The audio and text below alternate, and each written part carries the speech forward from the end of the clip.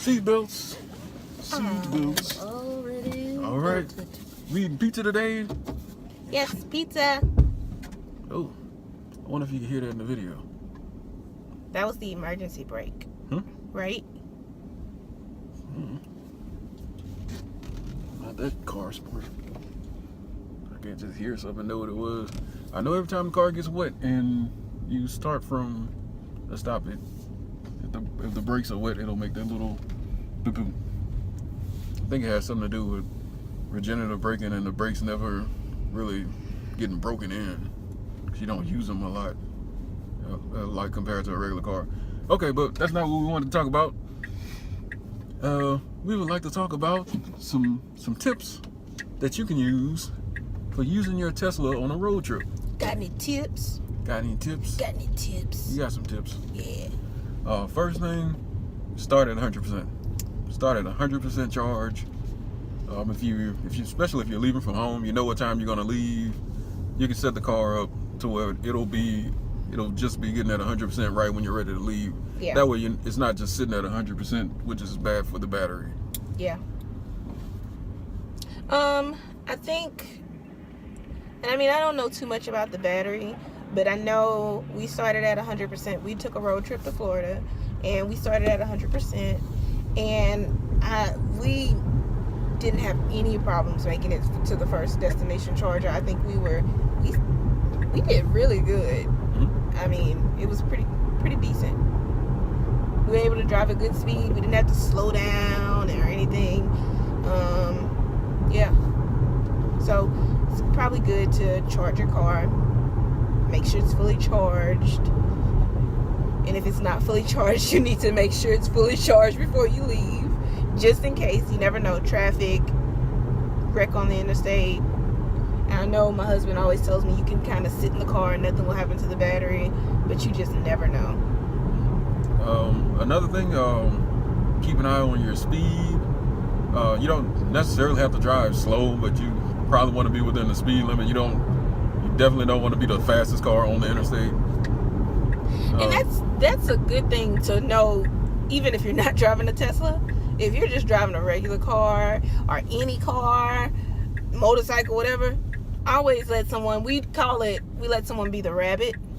Yeah. And they can go out there and catch any tickets. Yeah, you can drive near them, let them get the ticket. Let them get the ticket, and you just kind of just watch behind. When you see them start to brake, and no one is in front of them, they've seen a police officer. And they're already about to get pulled over. Yes. It's already too late. Too late. You got your ticket. Yeah. And I'm a big person of driving. I don't know, when I drive, I'm a fast driver. I like to drive at least about 10 miles per hour over the speed limit. If a police is watching this, you didn't hear that from me. But I do like to drive 10 miles per hour over the speed limit. I don't know why. I just think that some of the speeds in Louisiana is just terribly slow, especially on some of the good roads we actually have. Like, we could drive a little bit faster. Yeah, there are roads in Louisiana where if they were in Texas, the speed limit could easily be twice as much as what they are. Yeah. Like there's a road in Louisiana where the speed limit is it's 45 miles per hour, and then there's a road that looks exactly like that in Texas. I think it has less lanes and it's 75. Yeah. And that's the only, but I guess Texas is an extreme example because their speed limits they're very generous with their speed limits compared to every other state, except some in like the Northwest, I believe. A couple of things to keep in mind is the temperature, elevation, and weather. Those are some things that'll really affect your range. The temperature, when it gets really cold, the battery is going to be using a lot of its own energy to keep itself within an optimal temperature. So you're going to lose some range there. And the heating system is less efficient than the air conditioner system. So it's going to be using more energy there. So one thing that'll help there is to use the heated seats. They heat up really fast. Yes. They keep you nice and warm. It feels nice. So if it's cold, use the heated seats, and you can precondition the car so the cabin is already warm before you get in there, and you don't lose any range there. When I travel, I usually bring a blanket and a pillow. So if you don't turn on the heated seats, I'm fine. If you do, that works. So ladies, if you're riding with your husband in his Tesla, I preferred it to stay on a 1, and I had my blanket and my pillow, and I was very comfortable the whole time. Another thing is elevation. We didn't have that big of a problem with elevation going to Florida because it's pretty much flat. I don't think the elevation change on EV Trip Planner showed a big difference. I think it might have been like 20 feet. But if you're somewhere in the west or more north, when you're going up mountains and those big hills, it's gonna take more energy to get the car up there. So that's something to keep in mind. And in the same way, when you're going down those hills, you aren't gonna use nearly as much energy to get down them. Because there was one little stretch in Florida, I believe it was past Tallahassee. I think it was between Lake City and Orlando. But we got crazy range. We made it to Orlando with a ton of range, and then we covered a good, and that was one of the longest legs we covered. But I think the way the hills are there, we did a lot more downhill than we did uphill, and we did really well right there. Even though the speed limit, we were going 70 the whole way. I don't know too much about this. I'm gonna be honest, because being from Louisiana, I haven't traveled much. I don't get to see much. I'm a country person, so I haven't seen mountains that some of you have seen. I probably don't want to see those mountains. And with the weather, it's kind of the same thing. It's going to take more energy to push the car through rain and snow. You also lose a little traction. That'll affect your efficiency. But I don't think the weather is going to, and also wind. If you're driving into a headwind and crosswinds, it's going to take the car's going to take more energy to push through that to get you to where you need to go to. And those are all things. I don't know about elevation. I think all those things you can put into EV Trip Planner when you're planning a trip, because that'll help you just as good as the planner they have built into the car. The weather, I don't know. I think the car handles pretty well in weather. The only thing, it was like really cold when we went to Florida for some strange reason. But weather-wise, I think the car drove good in the rain. I didn't notice any issues because I was asleep majority of the time. But I didn't notice anything that woke me up, like something was happening bad. The car pretty much held its own. So that snake is still out there. Really? FYI, I think it is. He is like a pancake. That is ridiculous. But anyways, another tip: if you've made some mistakes and it looks like you may not make it, or if you're getting a warning from the car to drive slower or drive a certain speed to make it there, check and see if you have any highways that run parallel to the interstate you might be on. Because I mean, it's the same thing as if driving 55 on the interstate is the same as driving 55 on a parallel highway, but it's a lot safer to be driving 55 on the road where the speed limit is 55 as opposed to driving 55 on a 70-mile-per-hour interstate. You'd be saving yourself a lot of stress. You're not gonna save me any stress, because if you tell me that we might not make it, I'm a stress.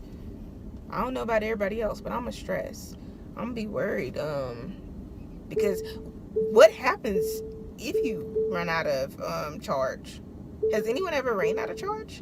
Yeah, somebody's gonna have to come and get you. I don't think they have them out here, but I believe in places where Teslas are more dense, they have the tow trucks where they can give you a quick charge and get you to a supercharger. About that. Yeah. That's another discussion. Another thing that you can do that can extend your range, especially in the areas where there aren't as many now, but the areas like West Texas where they kind of have some gaps in the superchargers where you might need to have to go around the area. Look for destination charging. That could save you a supercharging spot just by planning your destination charge properly. Like if you're going on any type of trip that'll take more than one day and you're going to be stopping at a hotel, you can stop at a supercharger and you can plan your next stop to be at the hotel and the car will charge there. It's going to take a couple hours, but you're not going to be worried about it. You'll be asleep or eating or whatever at the hotel, and when it's time for the next day, you'll be ready. You'll be fully charged, and you didn't have to wait at a supercharger or anything, and you'll be ready to go to the next stop. I did hand motions. You got anything else? This is a tip for the car, I guess. When you're traveling, try not to worry too much, because I am a big worrier, and when we went and picked up this car, that was a drive. I was worried the whole time, and I don't know. The car is pretty safe, but you just kind of have to let go when you're traveling. I was so tense and so nervous. I don't know. When we picked up the car in Houston, it showed that we would get to Lake Charles with, I think it was like 20-something% in range, and we both panicked when we saw that it was 20%. Panic. No, not 20%. We're not gonna make it. And then we made an extra charge stop that probably added a lot of time to our trip. Yes. But we could have just rolled up there, and then we ended up getting to Lake Charles, and the car charged so fast that I had to run out there. Yes, while we were eating. Because I think we had just gotten our appetizers. We just had our appetizers. Yeah. Because at that point, it was a software limited 60 kilowatt hour battery, which charges really fast. Yeah. And, but just try not to worry about, because that kind of threw me off. When I hear 20%, I think automatically that it's lower. But my husband did tell me 20% is just like 25% is a quarter tank of gas. Mm-hmm. That gets you pretty far. So. And we do know that they are known to go a little further than 0%. So even like a car, when you get on E, you still be able to maneuver yourself to a gas station if you're close. I haven't done it. I've seen it done. I have never seen it done. Yeah, I've had a car been riding with someone and roll and coast into a parking spot, and just so happened to have had the gas pump be on the correct side. That would be funny to watch. What, somebody pull in and they think they made it, and then the gas pump is on the right side. Just struggling. Yeah, that would be funny to watch. No, it wouldn't, because that would happen to me. I'm not wishing that on anyone. Ice problems. Yeah, we know about you and your prediction, wishing bad things on people. I don't mean it. Okay, that's all we have. That's it. We had a fun day today, blogging. I don't know when you guys are going to see this. I hope to be back in the videos. Comment below if you want to see me more. Yeah. Yeah, like, comment, subscribe, and you can use my referral code if you would like to. Yes.